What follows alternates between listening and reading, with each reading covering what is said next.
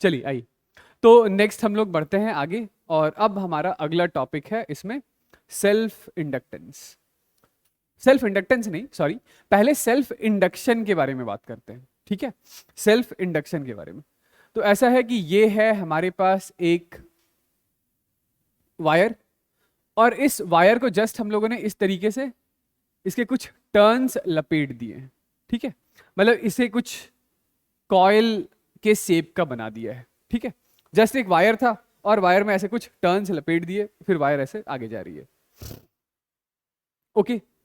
तो अब क्या होगा, यहां देखिएगा कि ये वायर से कुछ फ्लो हो रहा है, मान लेते हैं करंट आई। तो जैसे ही ये आई करंट इस कॉइल के अक्रॉस ट्रैवल करेगा, तो यहां पे मैग्नेटिक फील्ड लाइन फॉर्म होगा, है ना। हालांकि मैग्नेटिक फील्ड लाइन तो ऊपर वाले सेगमेंट की वजह से भी बन रहा था, लेकिन अब जैसे ही ये करंट इस कॉइल के अलोंग चला, तो इसने कुछ मैग्नेटिक फील्ड लाइन बना लिया, और वही मैग्नेटिक फील्ड लाइन फिर इस कॉइल से लिंक भी हो जाएगा। वही मैग्नेटिक फील्ड लाइन क्या होगा, तो इस कॉइल से लिंक भी हो जाएगा, okay.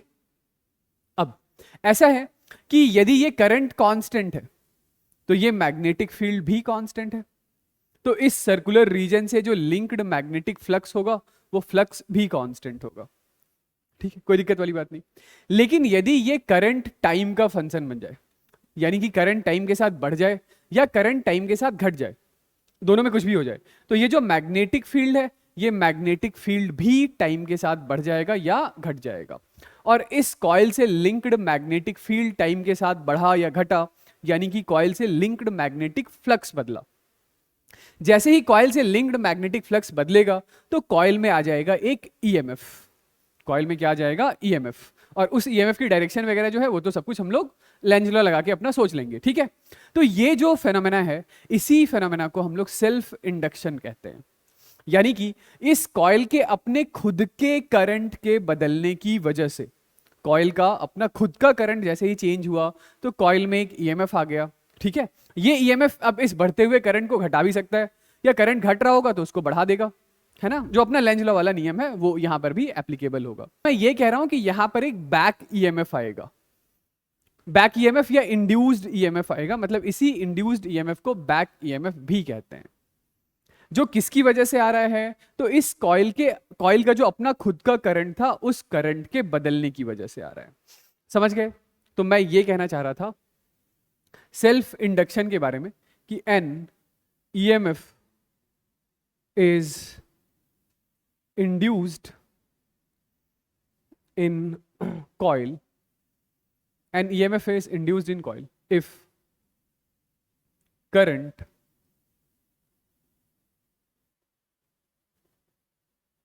flowing through the coil changes,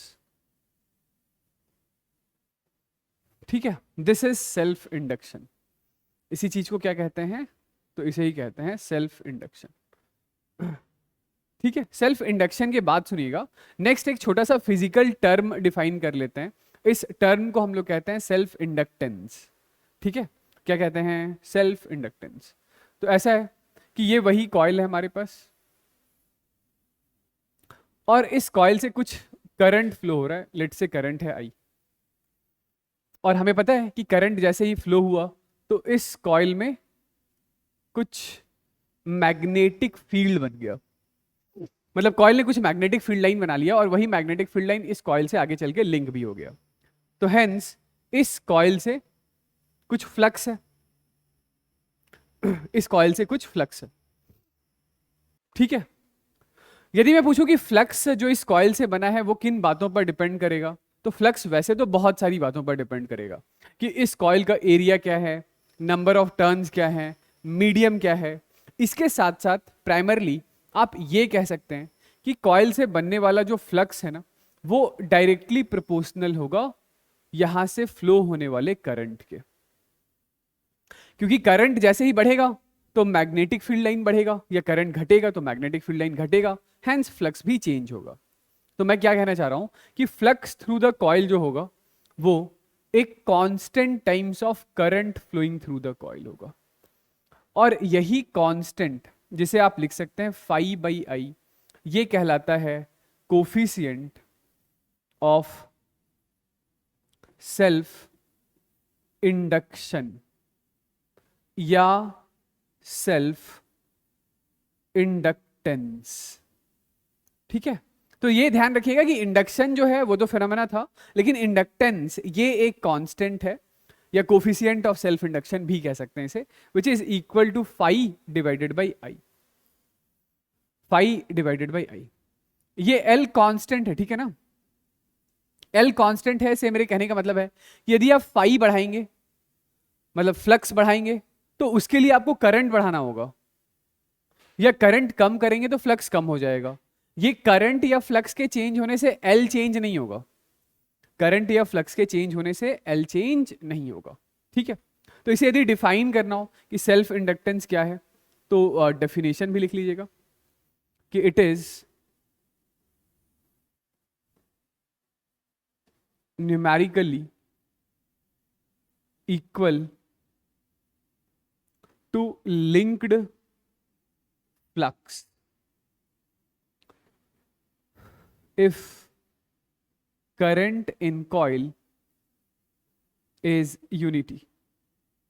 ठीक है, 1 एम्पियर करंट फ्लो हो रहा है, उस समय जो फ्लक्स होगा वही फ्लक्स आपका सेल्फ इंडक्टेंस कहलाता है। समझ गए? एल नहीं बताता हूं किन फैक्टर पर डिपेंड करता है। ठीक है, तो ये जो एल है, ये एल एक स्केलर टर्म है। स्केलर टर्म वो भी कैसा? Non negative. नॉन नेगेटिव ऐसा यूनिट क्या होगा? तो ऐसा यूनिट फ्लक्स के लिए हो गया वेबर और करंट के लिए एम्पियर। वेबर पर एम्पियर इज हेनरी होता है, कैपिटल एच से डिनोट करते हैं। ठीक है, वेबर पर एम्पियर क्या होता है? हेनरी होता है, तो कैपिटल एच से इसको डिनोट करेंगे। ठीक है, अच्छा यदि डायमेंशन ऑफ एल लिखना होगा तो लिख लेंगे। डायमेंशन ऑफ एल लिख के बताइए। तो फ्लक्स का dimension, flux is equal to B into A, और करंट आई का डायमेंशन, तो आई के लिए कैपिटल आई लिख देता हूं। मैग्नेटिक फील्ड का डायमेंशन, मैग्नेटिक फील्ड का डायमेंशन कहां से लिखेंगे? तो जैसे F is equal to Q V B होता था, यहां से लिख लीजिए। तो B का डायमेंशन इज फोर्स का dimension divided by Q into V का डायमेंशन। तो फोर्स के लिए क्या लिखेंगे? Force is mlt raise to the power -2 divided by charge, तो charge is I into T हो गया, डिवाइडेड बाई वेलोसिटी, तो velocity is lt raise to the power -1 हो गया। Area is L raise to the power 2 हो गया, divided by एक I और आ गया। ठीक है, तो ये L से L कैंसल आउट हो गया। ठीक है, तो ये कितना आ गया हमारे पास? ये m L raise to the power 2 I raise to the power -2, और ये t है, ये -t है तो कैंसल आउट हो गया, और t raise to the power -2, ये लीजिए, ये डायमेंशन आ गया। ठीक है, तो इस तरीके से आप डायमेंशन लिख सकते हैं। चलिए एक काम करते हैं, पहले हम लोग सेल्फ इंडक्टेंस किसी आइडियल सोलेनॉइड का निकाल लेते हैं, या किसी लॉन्ग सोलेनॉइड का निकाल लेते हैं। तो लीजिए एक बार कोशिश कीजिए, जरा आप लोग बताइएगा कि ये हमारे पास एक ऐसा सोलेनॉइड है। ये क्या है? एक सोलेनॉइड। इसमें करंट ऐसा आया, करंट ऐसा घूमा, करंट ऐसा घूमा। ये जो सोलेनॉइड है, ये इस सोलेनॉइड की एक्सिस, सोलेनॉइड का रेडियस r, सोलेनॉइड से फ्लो होने वाला करंट I, सोलेनॉइड की लेंथ L, और सोलेनॉइड में total number of turns N। तो इसके लिए सेल्फ इंडक्टेंस का फॉर्मूला जरा निकाल के बताइए। चलिए देखिए, हाँ तो इसका हमें निकालना था क्या? Self inductance. तो एक काम करते हैं कि इसके अंदर इसी का एक ऐसा एक टर्न यहां पर ले लेते हैं, जिसका एरिया पाई r स्क्वायर, या जो सोलेनॉइड का एरिया है उतना ही इसका एरिया होगा। इसमें करंट ऐसा है, तो मान लेते हैं इधर मैग्नेटिक फील्ड B ऐसा है और इसका एरिया ऐसा है। ठीक है, तो इस एक टर्न से यदि आपको फ्लक्स लिखना होता तो फ्लक्स का फॉर्मूला आप क्या बोलते, बी डॉट ए, है ना, यानी कि flux is equal to B into A into cos of 0 degree. लेकिन ये तो इसके एक टर्न से फ्लक्स है, ऐसे ऐसे इसमें कितने नंबर ऑफ टर्न्स हैं, तो ऐसे ऐसे इसमें n नंबर ऑफ टर्न्स। ठीक है। मैग्नेटिक फील्ड सोलिनॉइड के अंदर क्या होता है, तो सोलिनॉइड के अंदर magnetic field mu naught small N I into area, area pi small r square into number of turns, ये फ्लक्स है। तो आप देख सकते हैं flux is equal to mu naught, अच्छा ये जो स्मॉल एन है ये याद है ना, ये turn density divided by length होता है, लेंथ मैंने स्मॉल एन लिखा हुआ है, ठीक है। तो mu naught small N pi R square, ये जो कैपिटल एन है इसको एक बार के लिए स्मॉल एन इंटू लेंथ लिख दूं, इंटू करंट आई। तो flux is something something into current I आ रहा है, यही समथिंग समथिंग आपका सेल्फ इंडक्टेंस कहलाता है। यही समथिंग समथिंग क्या है, सेल्फ इंडक्टेंस है।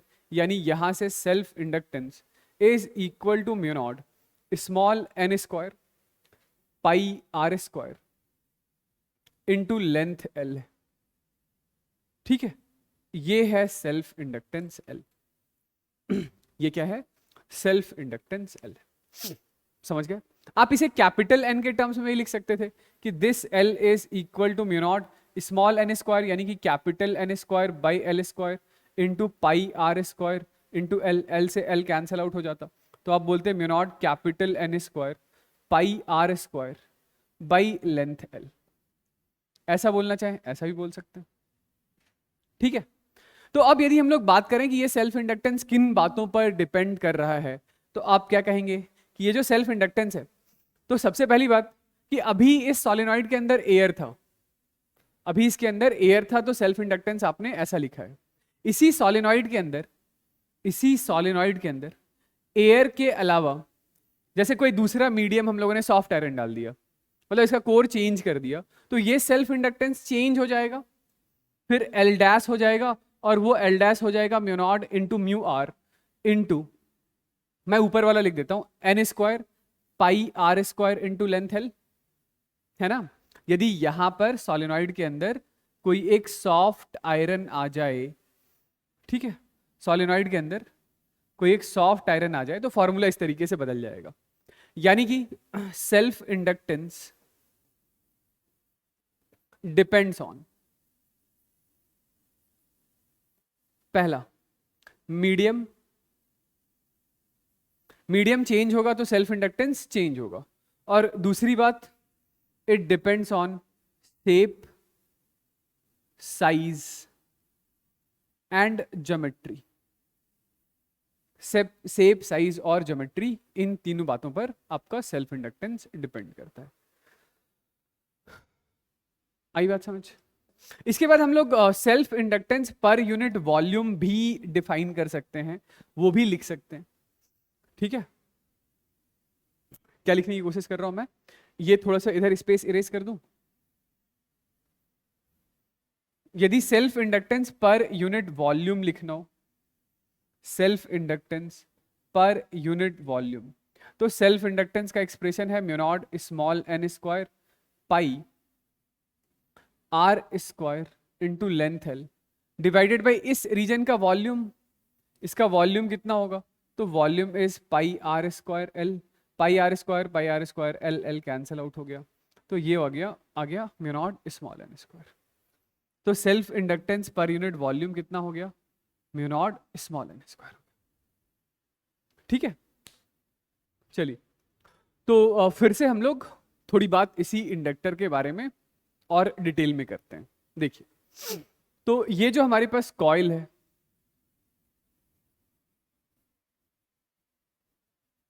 ठीक है, ये जो हमारा कॉइल है जिसके लिए सेल्फ इंडक्टेंस हम लोगों ने डिफाइन किया, ठीक है, तो इसके बारे में हम लोग थोड़ी और बातचीत करते हैं।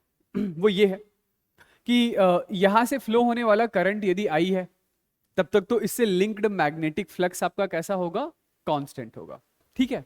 लेकिन यदि ये करंट आपका टाइम का फंक्शन बन जाए, करंट टाइम का फंक्शन बन जाए, इसे मेरे कहने का मतलब है कि मान लेते हैं एक बार के लिए कि टाइम इंटरवल t से लेकर के t प्लस dt में इस वायर में फ्लो होने वाला जो करंट है वो आई से लेकर के आई प्लस डी आई अमाउंट से करंट चेंज हो गया, करंट चेंज हो गया। जैसे ही करंट चेंज हुआ तो करंट के चेंज होने की वजह से क्या हुआ कि यहां से होकर गुजरने वाली जो मैग्नेटिक फील्ड लाइन थी वो मैग्नेटिक फील्ड लाइन का नंबर चेंज हुआ, यानी कि जो फ्लक्स है वो फ्लक्स फाई से लेकर के phi plus D phi amount से चेंज हो गया होगा।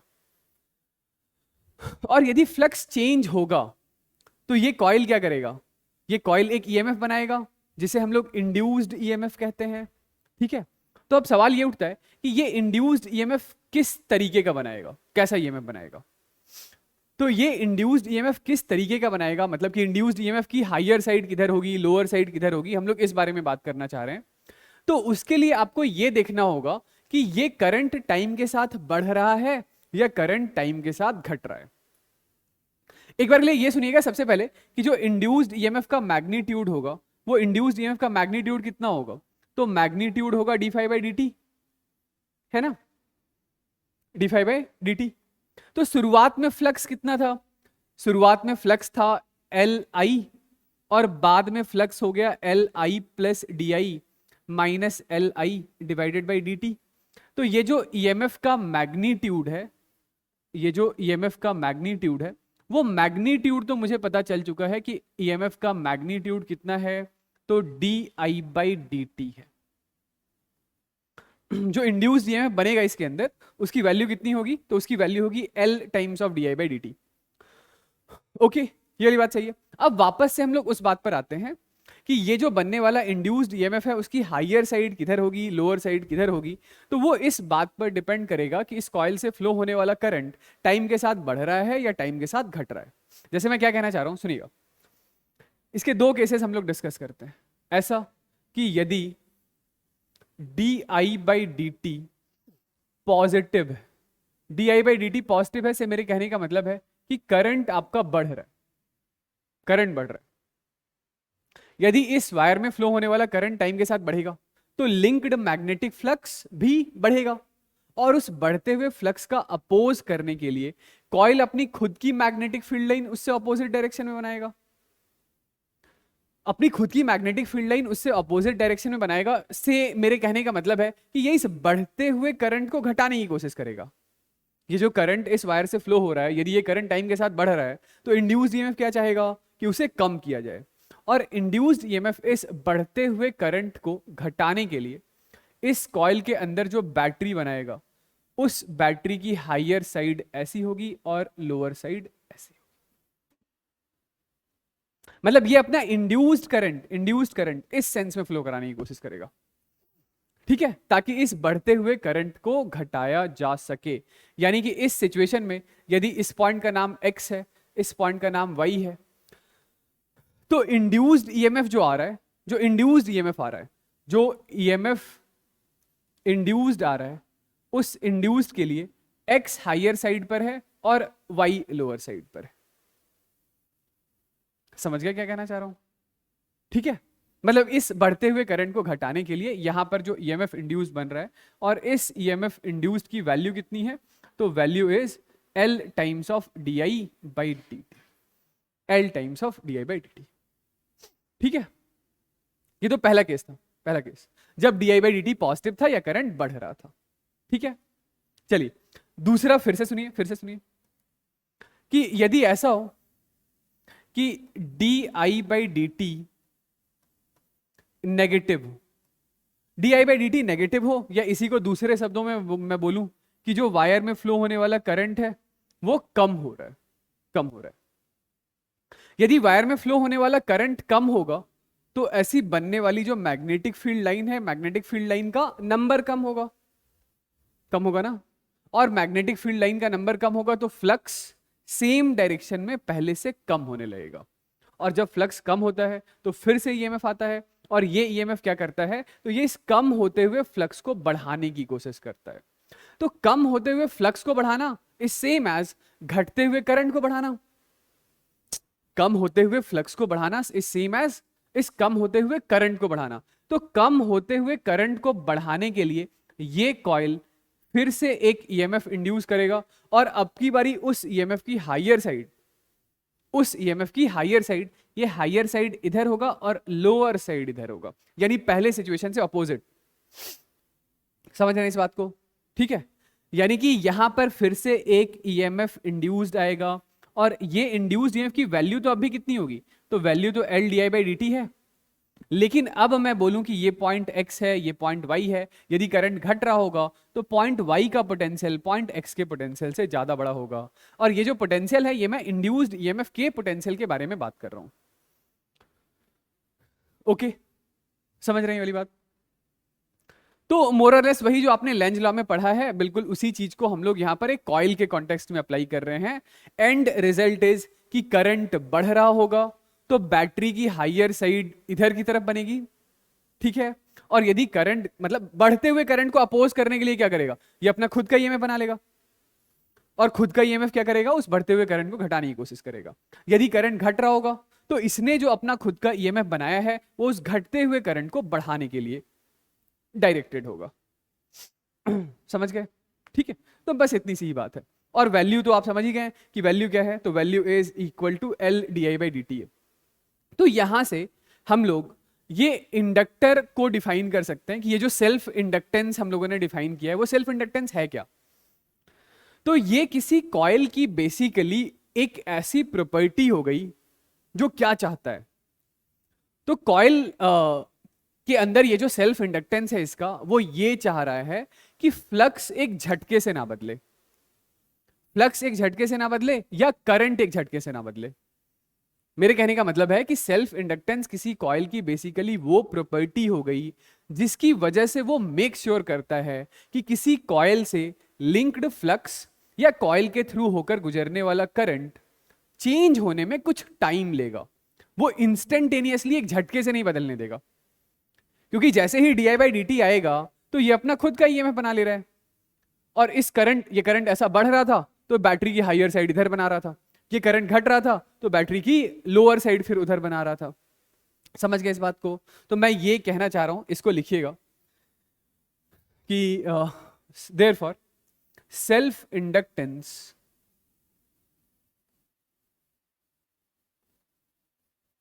is that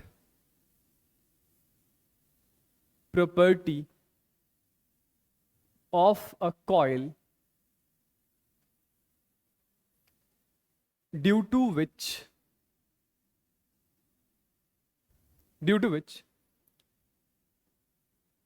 flux through the coil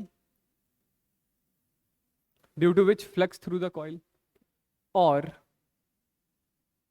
current through the coil does not change suddenly।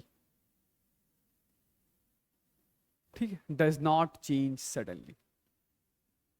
ये चेंज तो होगा लेकिन कुछ टाइम लेगा, एक झटके से ये चेंज नहीं होगा। समझ गया मेरी बात? ठीक है, चलिए तो इसको एक बार फिर से हम लोग देखते हैं कि जो पोटेंशियल डिफरेंस अक्रॉस इंडक्टर हम लोग लिख रहे हैं, तो इंडक्टर के अक्रॉस पोटेंशियल डिफरेंस का जो समराइज्ड रिजल्ट जो मैं बताने जा रहा हूं आपको यही याद रखना है। ठीक है, देखिए मैं एक बार सारी चीजें याद दिलाता हूं। जैसे ये आपने पढ़ा एक रजिस्टर, पहले कभी ना कभी पढ़ा था, इसका नाम X है, इसका नाम Y है। इस रजिस्टर में फ्लो होने वाला करंट यदि ऐसा है, इस रजिस्टर में फ्लो होने वाला यदि करंट ऐसा है, तो करंट में ये आप हायर साइड से लोअर साइड जाते हैं तो क्या लिखते हैं, माइनस आई आर, क्योंकि इन दी डायरेक्शन ऑफ करंट जब आप ट्रैवल करते हैं तो पोटेंशियल डिक्रीज कर रहा होता है।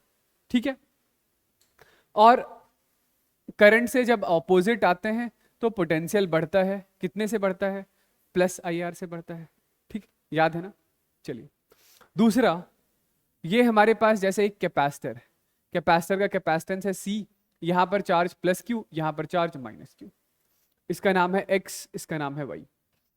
तो ये आप हायर साइड से लोअर साइड जाते हैं तो वोल्टेज घटता है, कितने से घटता है, minus times of Q by C से। ठीक है, और यदि आप लोअर साइड से हायर साइड आते हैं तो वोल्टेज बढ़ता है तो प्लस कितने से बढ़ता है, plus times of Q by C से बढ़ता है। ठीक है, बैटरी के लिए भी देख लीजिए कि ये ऐसी एक बैटरी है, बैटरी का EMF E है, बैटरी में हायर साइड से लोअर साइड गए तो माइनस ई, लोअर साइड से हायर साइड आए तो प्लस ई। ठीक है, तो ठीक उसी तरीके से अब हमारे पास आ गया है ये इंडक्टर। इस इंडक्टर का जो भी सेल्फ इंडक्टेंस है, ये इंडक्टर का सिंबल हो गया। इस इंडक्टर का जो भी सेल्फ इंडक्टेंस है, वो सेल्फ इंडक्टेंस हम लोग यहां नीचे लिख देंगे। अब यदि इंडक्टर में करंट ऐसा फ्लो हो रहा है, इंडक्टर में करंट ऐसा फ्लो हो रहा है, ऐसा, ठीक है, और हमें जाना है इन दी डायरेक्शन ऑफ करंट। हमें कैसा जाना है? हमें जाना है इन दी डायरेक्शन ऑफ करंट। तो इंडक्टर के लिए यदि आप in the direction of current जा रहे हैं तो आप लिखिएगा minus L D I by D T, और इस D I by D T को विथ साइन लिखना पड़ेगा। कैसा लिखना पड़ेगा? तो विथ साइन लिखना पड़ेगा। ठीक है, और यदि आप in the direction opposite to current जा रहे हैं, करंट फ्लो हो रहा है ऐसा, और आप केवीएल लगाते समय in the direction opposite to current जा रहे हैं, तो आप लिखेंगे क्या?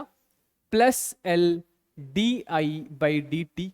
लेकिन फिर से इस D I by D T को साइन इग्नोर मत कीजिएगा, ये फिर से आपको साइन के साथ ही लिखना पड़ेगा।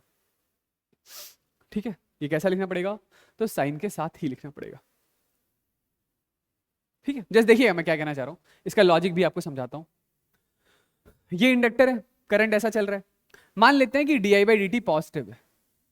If D I by D T जो है वो पॉजिटिव है, मतलब करंट बढ़ रहा है, वही थोड़ी देर पहले जो बात हम लोगों ने किया। यदि ये करंट बढ़ रहा है तो करंट यदि बढ़ रहा होगा तो इसको हटा करके आप एक ऐसी बैटरी लेकर आएंगे। ठीक है भाई, यदि D I by D T positive होगा, करंट बढ़ रहा होगा, तो हटाकर ऐसी बैटरी लेकर आएंगे। मैंने क्या बोला कि यहां से यहां जाएंगे तो लिखिएगा minus L D I by D T. D I by D T का साइन कैसा है? D I by D T is positive, तो minus into plus is minus, और बैटरी में हायर साइड से लोअर साइड आते हैं तो क्या लिखते हैं? हायर साइड से लोअर साइड आते हैं तो माइनस ही लिखते हैं। समझ गए ये वाली बात? और फिर ये ऐसे लोअर साइड से हायर साइड जाएंगे, ऐसे लोअर साइड से हायर साइड, तो फिर आप लिखेंगे plus L D I by D T. इसके लिए क्या लिखेंगे? Plus L D I by D T, तो plus L D I by D T positive, यानी लोअर साइड से हायर साइड जा रहे हैं तो पॉजिटिव है। समझ रहे हैं? ठीक है, लेकिन इसका दूसरा केस, यदि D I by D T आपका नेगेटिव होता, D I by D T कैसा होता? नेगेटिव होता, तो फिर ये जो यहां पर बनने वाली बैटरी है वो बैटरी ऐसी नजर आती, ऐसी नजर आती। ठीक है, तो फिर आप ऐसे ट्रैवल करते, ऐसे, तो फिर से मैंने क्या बोला कि यहां पर लिखिएगा क्या? Minus L D I by D T, minus L, और D I by D T भी नेगेटिव है, जिसको मैं बोल रहा हूं साइन के साथ लिखिएगा नेगेटिव, तो फिर नेगेटिव नेगेटिव कैसा हो जाएगा? नेगेटिव नेगेटिव पॉजिटिव हो जाएगा। तो बैटरी में लोअर साइड से हायर साइड आते हैं तो प्लस लिखते हैं ना, तो प्लस आ रहा है। ठीक है, और फिर हायर साइड से लोअर साइड जाएंगे, हायर साइड से लोअर साइड जाएंगे, तो मैंने लिखने बोला कि plus L into D I by D T, sign के साथ लिखिएगा, D I by D T negative है, तो हायर साइड से लोअर साइड जाएंगे तो नेगेटिव आएगा, और वो नेगेटिव यहाँ साइन की वजह से आ जाएगा। तो कुल मिलाकर बात यही है, बस यदि आप ये याद रख लेते हैं तो इसी से आपका सारा का सारा काम चल जाएगा कि in the direction of current minus L D I by D T, in the direction opposite to current तो plus L D I by D T, और D I by D T sign के साथ, D I by D T with proper sign, with proper sign, मतलब कि बढ़ रहा है तो D I by D T positive, घट रहा है तो D I by D T negative. समझ गए? चलिए,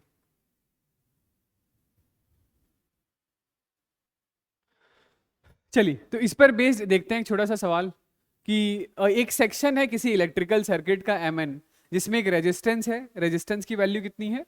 2 ओम। ठीक है, एक बैटरी है जिसका EMF कितना है? 24 वोल्ट है, और एक इंडक्टर है जिसका इंडक्टेंस है 4 हेनरी। ठीक है, जो यहां से फ्लो होने वाला करंट है वो करंट 10 एम्पियर का है, और यहाँ डी आई बाई, ये डिक्रीजिंग है, डिक्रीजिंग, डिक्रीजिंग है, तो D I by D T क्या लिखेंगे? Minus 0.5 ampere per second. यदि यही इंक्रीजिंग होता तो लिख रहे होते plus 0.5 ampere per second, potential difference between N and M आपको बताना है। चलिए एन से स्टार्ट करते हैं कि पोटेंशियल एट एन मान लेते हैं V N. Potential at N क्या लिख लिया, वी एन। ये करंट ऐसा फ्लो हुआ है, करंट ऐसा फ्लो हुआ है। हम लोग कैसे जा रहे हैं, in the direction of current जाएंगे या in the direction opposite to current जाएंगे? तो in the direction opposite to current. तो in the direction opposite to current तो लिखना होता है plus L D I by D T with sign. ठीक है, चलिए इंडक्टर का काम निपट गया। आगे बढ़े, क्या मिला, बैटरी। बैटरी में कहां चल रहे हैं, बैटरी में चल रहे हैं हाइयर साइड से लोअर साइड। हाइयर साइड से लोअर साइड तो कितना लिखेंगे, -24। ठीक है, हो गया काम इसका भी। नेक्स्ट इज कि ये है हमारे पास, ये हमारे पास क्या है, एक रजिस्टर है, रजिस्टर। तो रजिस्टर में करंट ऐसा, हम लोग कैसे जा रहे हैं, in the direction of current या अपोजिट टू करंट? तो अपोजिट टू करंट। तो अपोजिट टू करंट तो प्लस आई इंटू आर, कहां पर आ गए, एम पर आ गए, तो this is equal to V M. ठीक है, तो ये वी एन, ठीक है, एल की वैल्यू है 4, D I by D T is -0.5, -24 plus I into R, तो आई हो गया 10, रेजिस्टेंस है 2, this is equal to V N, V M, sorry V M. तो कितना आ रहा है, V N minus V M is equal to 24 -20 plus 2, 6 volt. ठीक है, 6 वोल्ट आ गया। तो ये ध्यान से फिर से समझ लीजिए कि करंट ऐसा फ्लो हो रहा है, हम लोग ऐसा जा रहे हैं, हम लोग अपोजिट टू करंट जा रहे हैं। तो यदि आप अपोजिट टू करंट जाते हैं तो लिखना होता है plus L D I by D T. यदि मैं एम से एन की तरफ आ रहा होता, एम से एन की तरफ आ रहा होता तो मैं लिखता minus N D I by D T. वो भी देख लीजिए, यदि आप एम से ही चलना स्टार्ट करते तो आप लिखते V M in the direction of current, तो -2 इंटू 10। आगे चले, मिला बैटरी +24, और फिर इस सिचुएशन में इंडक्टर के अक्रॉस आप चल रहे हैं in the direction of current, तो लिखेंगे minus L D I by D T. Minus L की वैल्यू है 4 और D I by D T -0.5, this is equal to V N. ठीक है, तो यहां से भी जब आप V N minus V M निकालेंगे तो कितना आ जाएगा बताइए, ये minus minus plus 26 -20 is 6 volt. ठीक है, तो कैसे भी चलिए आंसर तो वही आएगा। ठीक है, चलिए नेक्स्ट एक छोटा सा पॉइंट है, लिखिए मैग्नेटिक एनर्जी स्टोर्ड इन इंडक्टर।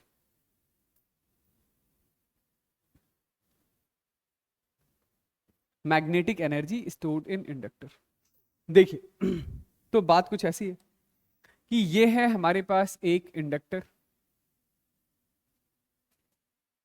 इंडक्टर का इंडक्टेंस है L।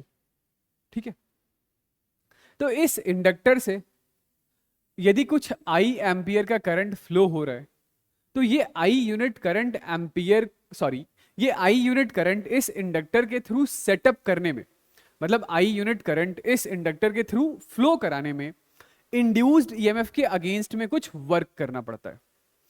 इंड्यूस्ड ईएमएफ के अगेंस्ट में कुछ वर्क करना पड़ता है। किसने किया वर्क, तो वर्क इसके अक्रॉस जो बैटरी कनेक्टेड होगी उस बैटरी ने किया वर्क, है ना। तो बैटरी के पास एनर्जी किस फॉर्म में थी, या बैटरी ने ये जो करंट आई भेजा है ये किस फॉर्म में एनर्जी है, इलेक्ट्रिकल एनर्जी है। और जब ये करंट इस इंडक्टर के अक्रॉस फ्लो होता है तो इस इंडक्टर में मैग्नेटिक फील्ड लाइन फॉर्म हो जाता है, और जहां मैग्नेटिक फील्ड लाइन है वहां पर मैग्नेटिक एनर्जी है।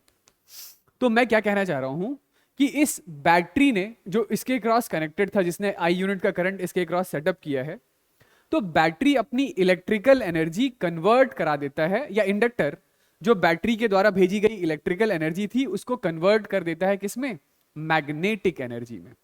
ओके, और ये एनर्जी किसके बराबर है, तो ये आई यूनिट का करंट सेटअप करने में इसके इंड्यूस्ड ईएमएफ के अगेंस्ट में बैटरी को कुछ वर्क करना पड़ा है। तो बैटरी ने जो वर्क किया है उतना ही वर्क इसमें मैग्नेटिक एनर्जी के फॉर्म में स्टोर्ड है। आई होप ये बात समझ में आ रही होगी। चलिए इसको लिख लीजिएगा कि inductor stores energy in the form of magnetic field, magnetic field, ठीक है। It is work done by battery in setting up current in inductor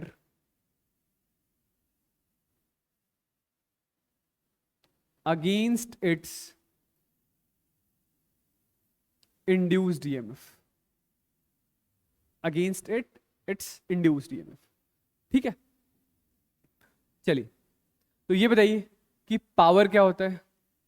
power होता है dW बाई dt। तो ये छोटा सा वर्क dW क्या लिख लेंगे, this is equal to pdt, ठीक है। Power is equal to EMF into current I into dt। तो EMF जो है इसके अक्रॉस इंड्यूस्ड EMF कितना है, -L di by dt into current I into dt। लेकिन मैं इंड्यूस्ड EMF का वर्क नहीं कैलकुलेट कर रहा हूं, मैं तो बैटरी का वर्क कर रहा हूं, और जो बैटरी का वर्क होगा वो इंड्यूस्ड EMF से अपोजिट दिशा में होगा, है ना।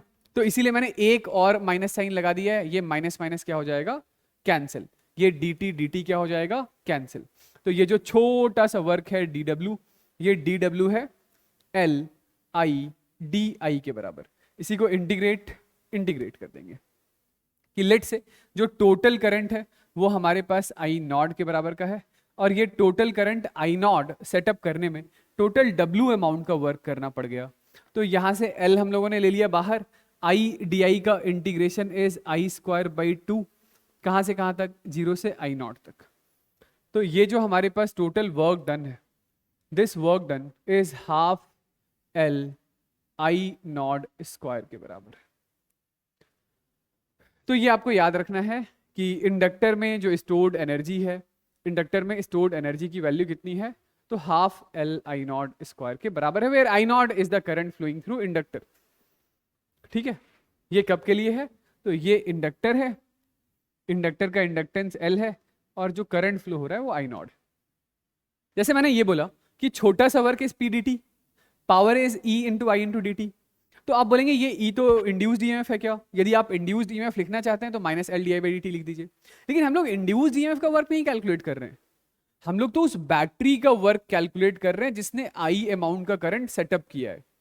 तो जो बैटरी का वर्क है वो इंड्यूस्ड EMF से इंड्यूस्ड EMF के अगेंस्ट में, इंड्यूस्ड EMF तो चाहता था करंट फ्लो ही ना हो, ठीक है, लेकिन बैटरी ने जबरदस्ती I यूनिट का करंट फ्लो सेटअप कर दिया है, तो इसीलिए मैंने एक और माइनस साइन लगाया है, ठीक है। अदरवाइज आप इंड्यूस्ड EMF का वर्क कैलकुलेट करेंगे तो फिर तो वो -हाफ L I स्क्वायर आ जाएगा। तो इसमें एक छोटी सी बात हम लोग और कर लेते हैं कि ये एनर्जी है, इंडक्टर में स्टोर्ड एनर्जी है, ठीक है। फिर से देखिएगा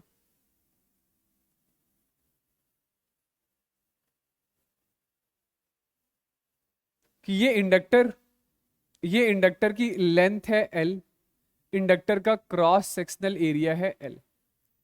तो यहां पे जो स्टोर्ड एनर्जी है that is half L I square, where I is the current flowing through it, ठीक है।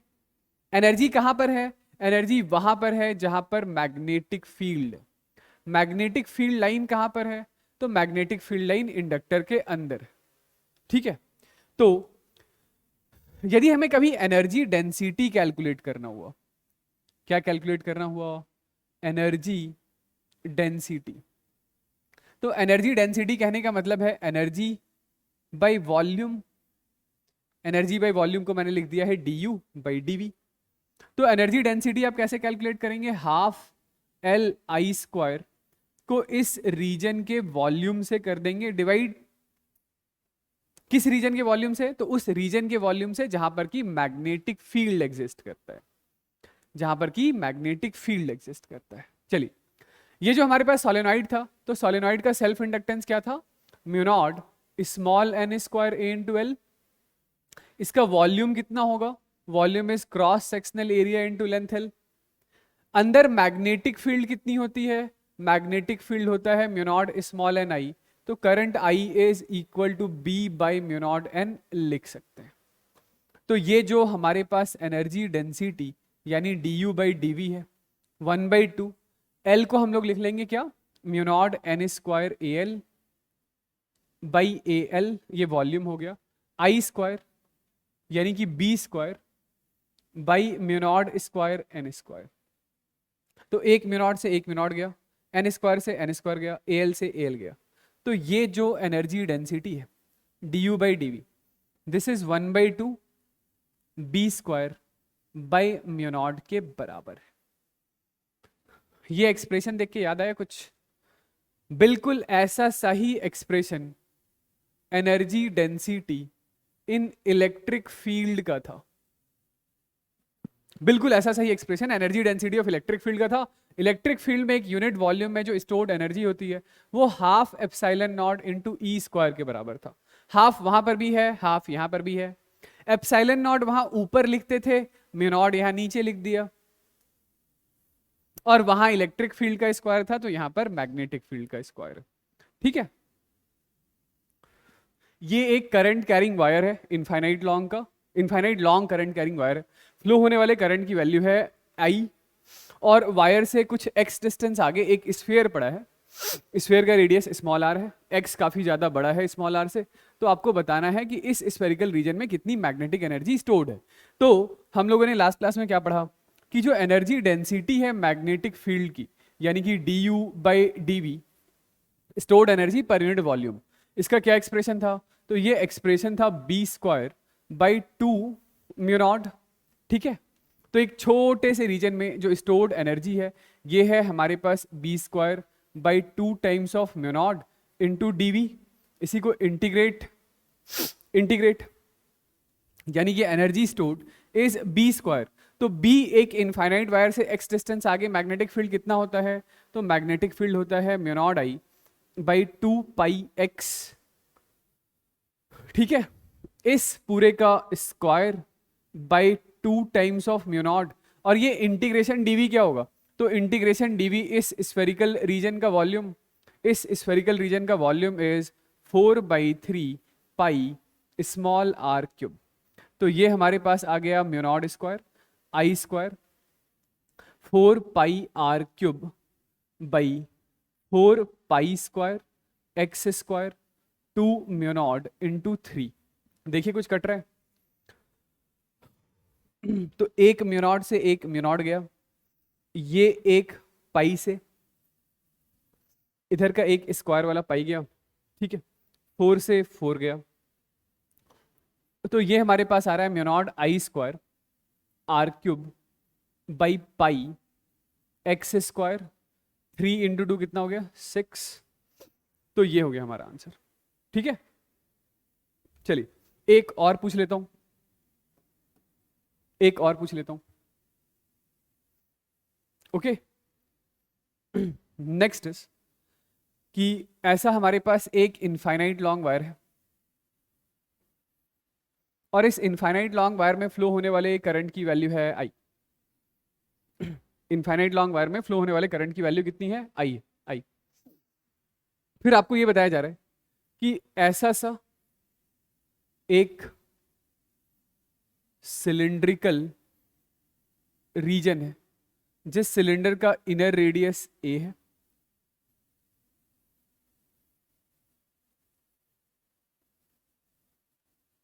और आउटर रेडियस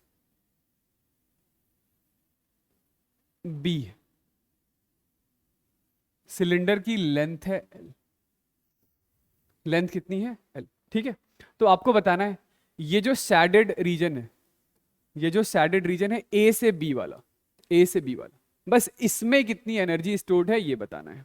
ठीक है, सवाल क्या है, सवाल है find magnetic energy stored in shaded region. इस सैडेड रीजन में कितनी मैग्नेटिक एनर्जी स्टोर्ड है ये बताना है, बताइए। चलिए तो इस रीजन में यदि आपको मैग्नेटिक एनर्जी स्टोर्ड निकालना है तो उसके लिए क्या करना होगा? अब यहाँ पे जो मैग्नेटिक फील्ड है वो ए से बी में कंटिन्यूअसली चेंज हो रहा है, यहाँ मैग्नेटिक फील्ड इंटेंसिटी कुछ और है, यहाँ कुछ और है, यहाँ कुछ और है, यहाँ कुछ और है। तो हमें करना होगा इंटीग्रेट, यानी हमें लेना होगा सबसे पहले एलिमेंट। तो एक काम कीजिए, वायर से कुछ x डिस्टेंस आगे आइए और x डिस्टेंस आगे आकर के एक ऐसा बड़ा सा कट लगाइए। फिर इसी वायर से x plus D x distance आगे आइए। तो ये एक छोटा सा हम लोगों ने एलिमेंट सेलेक्ट किया है, जिस एलिमेंट की विड्थ कितनी है? तो एलिमेंट की विड्थ है dx, यानी dx थिकनेस का, यानी कि dx थिकनेस का एक सिलिंड्रिकल रीजन मैं आपको बनाने बोल रहा हूं। मैं क्या कह रहा हूं कि ये एक dx थिकनेस का एक सिलिंड्रिकल रीजन है, और इस छोटे से सिलिंड्रिकल रीजन में जो एक छोटी सी मैग्नेटिक एनर्जी होगी du, वो कितना होगा? तो वो होगा B square by 2 times of mu naught into D V के बराबर। ये वाली बात सही है? बी स्क्वायर कहने का मतलब, बी स्क्वायर कहने का मतलब mu naught I by 2 pi x का whole square by 2 mu naught, और डीवी कहने का मतलब, डीवी कहने का मतलब ये जो आपका एलिमेंट है उस एलिमेंट का वॉल्यूम। तो एलिमेंट का वॉल्यूम कैसे लिखेंगे? एलिमेंट का वॉल्यूम लिखेंगे इस एलिमेंट का curved surface area, curved surface area 2 पाई एक्सएल हो गया, 2 पाई एक्सएल उसका कर्व्ड सरफेस एरिया, इनटू उसका थिकनेस। तो उसका थिकनेस कितना है? थिकनेस है dx। ठीक है, तो ये बस इस एलिमेंटल रीजन में स्टोर्ड एनर्जी है। ठीक है, हम लोग कर रहे हैं ये एनर्जी डेंसिटी के ऊपर सवाल। यहाँ पे du बाई डी मतलब एक यूनिट वॉल्यूम में जो स्टोर्ड एनर्जी होता है उसका फॉर्मूला होता है B square by 2 mu naught. चलिए, तो ऐसे जितने भी छोटे छोटे एलिमेंटल सेल होंगे सब में ऐसा ही छोटा छोटा वॉल्यूम स्टोर्ड होगा। तो टोटल वॉल्यूम यदि आपको ए से बी तक में निकालना है तो अपने इसी एक्सप्रेशन को इंटीग्रेट करना पड़ेगा। कहाँ से कहाँ तक? ए से बी तक। तो ये टोटल स्टोर्ड एनर्जी हमारे पास आ जाएगा, म्यू नॉट स्क्वायर बाहर, आई स्क्वायर बाहर, 4 पाई स्क्वायर, 4 पाई स्क्वायर बाहर, ये 2 म्यू नॉट बाहर, ये 2 पाई बाहर, एल बाहर। तो हमारे पास यहां पर ऊपर है x और नीचे क्या था? X square. ये वाला एक्स स्क्वायर होगा ना, तो वो x से x कैंसिल आउट हो जाएगा। तो this is dx by x का इंटीग्रेशन हो जाएगा। ठीक है, देखिए जरा इसको। तो 1 म्यू नॉट से 1 म्यू नॉट गया, ये 2 से 2 गया, पाई से पाई गया। ठीक है, तो ये हमारे पास है mu naught I square L by 4 pi. ठीक है, by 4 pi integration of dx by X L N X. कहां से कहां तक इंटीग्रेट कर रहे हैं? a से b तक। तो this is L N B by A. इतनी एनर्जी इस शैडेड रीजन में स्टोर्ड है, इतनी एनर्जी इस शैडेड रीजन में स्टोर्ड। समझ गए? कोई दिक्कत वाली बात है तो बताइए। हाँ, मैं क्या कह रहा हूं कि इस इनफाइनाइट लॉन्ग वायर की वजह से जो मैग्नेटिक फील्ड इंटेंसिटी है, जो मैग्नेटिक फील्ड इंटेंसिटी, वो यहां कुछ और है, यहां कुछ और है, यहां कुछ और है। तो अभी कोई एक फॉर्मूला आप नहीं लगा सकते हैं। ठीक है, तो हम लोगों ने जो अपना एलिमेंट लिया है वो ऐसा सिलिंड्रिकल एलिमेंट लिया है। ठीक है, इस सिलिंड्रिकल एलिमेंट में जो स्टोर्ड एनर्जी होगा du is equal to B square by 2 mu naught into dv होगा। dv इस सैडेड रीजन का वॉल्यूम है, इसका ये जो सैडेड रीजन है, ये एलिमेंटल रीजन का वॉल्यूम है। तो मैग्नेटिक फील्ड क्या लिखेंगे? इनफाइनाइट लॉन्ग वायर की वजह से magnetic field is equal to mu naught I by 2 pi X, उसका स्क्वायर किया बाई 2 म्यू नॉट। और ये वॉल्यूम लिखने में कोई दिक्कत तो नहीं है? Volume is curved surface area into thickness है, तो कर्व्ड सरफेस एरिया हो गया 2 पाई एक्सएल, थिकनेस हो गया dx। उसको कर दिया इंटीग्रेट। कहां से कहां तक?